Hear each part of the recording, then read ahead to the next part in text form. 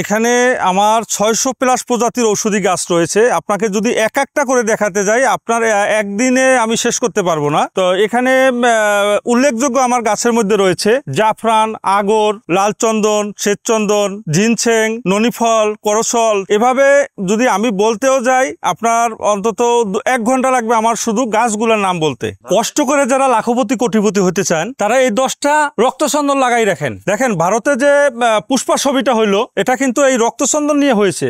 রক্তচন্দন নিয়ে এর কাহিনীটা নির্ভর করছে। এই বাংলাদেশে আমাদের হাতে গোনা কয়েকজনের কাছে এই রক্তচন্দন গাছ আছে, আর এইরকম এত বড় ছাড়া কিন্তু কারো কাছে নাই, আমার কাছে ছাড়া। এতটা দুর্লভ এই রক্তচন্দনটা। আপনি 10টা গাছ লাগাই রাখবেন, দেখবেন যে একদিন আপনি না হইতে পারেন আপনার ছেলে কোটিপতি হবে ইনশাল্লাহ। আপনি তাদের ভবিষ্যতের জন্য 10টা গাছ লাগাই রাখেন। আমি যখন গাছ লাগানো শুরু করছিলাম তখন আমাকে অনেকে পাগল বলতো, গাছ পাগল। তবে সেই গাছ পাগল আজকে লাখপতি থেকে কোটিপতি হয়েছে এই গাছের কারণেই। তো আপনারাও যদি গাছ লাগান, আমি মনে করি আপনার সন্তানকে যেভাবে আপনি ভালোবাসেন একটা গাছকে সেভাবে ভালোবাসা দেন। যদি আপনার সন্তানের চেয়ে যদি বেশি আপনার ভালোবাসা ফেরত না পান তখন আমাকে বলবেন। গাছই আপনার ভাগ্যকে পরিবর্তন করবে। গাছ থেকে শুধু কাঠ পাবেন না, গাছ থেকে আপনি রোগ মুক্তির ঔষধ পাবেন। রোগ থেকে মুক্ত হওয়ার পথ দেখাবে গাছ। গাছের সবচেয়ে বড় গুণটা হচ্ছে এর কোনো পার্শ্ব প্রতিক্রিয়া নেই।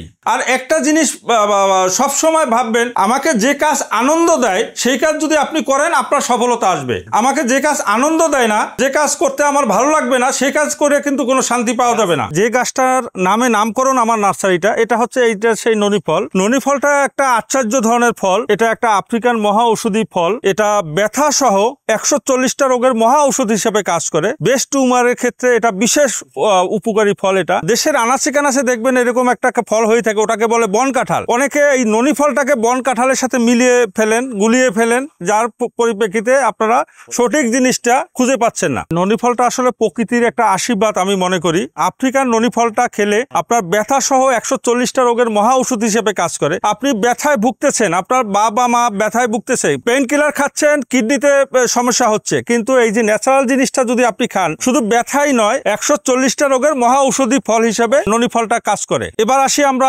Insulin plant. আমাদের দেশে দেখেন ঘরে ঘরে ডায়াবেটিসের রোগী, বাপ দাদা নানা খালু, অনেকে নিজেদেরও আপনার নিজেরও হইতে পারে। তো সেক্ষেত্রে আমি বলবো যে ইনসুলিন প্ল্যান্টটা একটা ডায়াবেটিস নিরাময়ের ক্ষেত্রে আশীর্বাদ স্বরূপ। আপনি একটি মাত্র ইনসুলিন প্ল্যান্ট গাছের পাতা এভাবে চিবিয়ে খাবেন, পানের মতো চিবিয়ে খাবেন, আর 3 ঘন্টার মধ্যে আপনার অনিয়ন্ত্রিত ডায়াবেটিস নিয়ন্ত্রণে চলে আসবে ইনশাআল্লাহ। এবার দেখাবো আমি দই গোটা জাফরান। জাফরান দেখেন 2 ধরনের হয়ে থাকে, একটা হিমালয়ের পাদদেশে আর একটা হয়ে থাকে আমাদের দেশে গরম অঞ্চলে হয়ে থাকে। এটা হচ্ছে দই গোটা জাফরান। এই জাফরানটা আমরা সাধারণত বিরিয়ানি, পোলাও, খিচুড়ি, দইতে ব্যবহার করে থাকি। হিমালয়ের পাদদেশে যে জাফরান গুলা হয়ে থাকে সেগুলা হচ্ছে প্রাকৃতিক ভাবে মাটি ফুটে বের হয়। আর এটা এই দই গোটা জাফরান আমার কাছে পর্যাপ্ত পরিমাণে রয়েছে। আপনারা এসে দেখে শুনে বুঝে গাছটি সংগ্রহ করতে পারেন। এর ভিতরে ছোট ছোট বিচি হয়। এই বিচিটা দেখেন কত সুন্দর রং হয়েছে। হ্যাঁ, এটা কেবল ফুল থেকে বের হয়েছে, তাতেই এত সুন্দর রং। এই যে ফলটা এরকম, এতেই এত সুন্দর রং দেখা যাচ্ছে।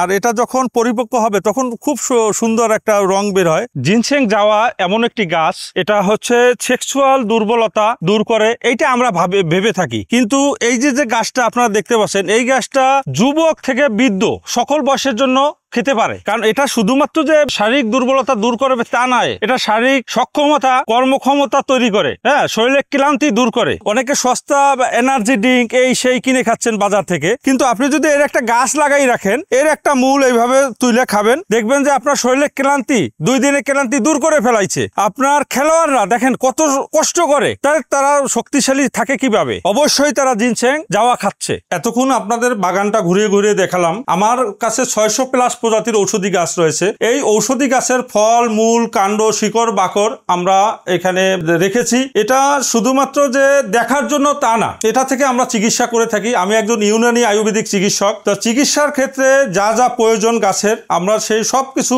এখানে রেখেছি। দেখেন এটা হচ্ছে লাল চন্দন, এটা সাদা চন্দন। লাল চন্দন এবং সাদা চন্দন এটা দুর্লভ একটা গাছ। এটা ঔষধের কাজে ব্যবহৃত হয় এবং প্রসাধনী কাজে ব্যবহৃত হয়। আমি সেনাবাহিনী থেকে অবসর নেওয়ার পরে ইউনানি ইউনানি আয়ুর্বেদিক কলেজে 4.5 বছর লেখাপড়া করে চিকিৎসা পেশায় নিয়োজিত হয়েছি। আমি সেনাবাহিনীতে অক্লান্ত পরিশ্রম করেছি। অবসরে এসে কিন্তু আমি বসে নেই, আমি কিন্তু সেই পরিশ্রমটা করেই যাচ্ছি। আজকে আমার 300 বিঘার উপরে বাগান রয়েছে, আমি স্বাবলম্বী হয়েছি। আমার এখানে শত শত কর্মচারী কাজ করতেছে। অনেকে ঈর্ষান্বিত হয়ে বিভিন্নভাবে বিভিন্ন কথা গুজব রটায়, তবে পিছের লোকের কথা আমার কিছু যায় আসে না। আমি চাচ্ছি দেশ থেকে সম্পূর্ণ প্রাকৃতিকভাবে আয়ুর্বেদিক এবং ইউনানি চিকিৎসাটাকে আরো উন্নতি করতে, আরো সামনের দিকে এগিয়ে নিয়ে যেতে আমার ভূমিকা আমি পালন করে যাচ্ছি একজন দেশপ্রেমিক সৈনিক হিসাবে। ছোটবেলা থেকে আমি গাছের প্রতি আকৃষ্ট, গাছ লাগানোটাকে আমি পছন্দ করতাম, গাছ লাগানোটাকে আমি ভালোবাসতাম। আমার বাবাকে দেখেছি গাছ লাগাতে, আমার চাচাদেরকে দেখেছি গাছ লাগাতে,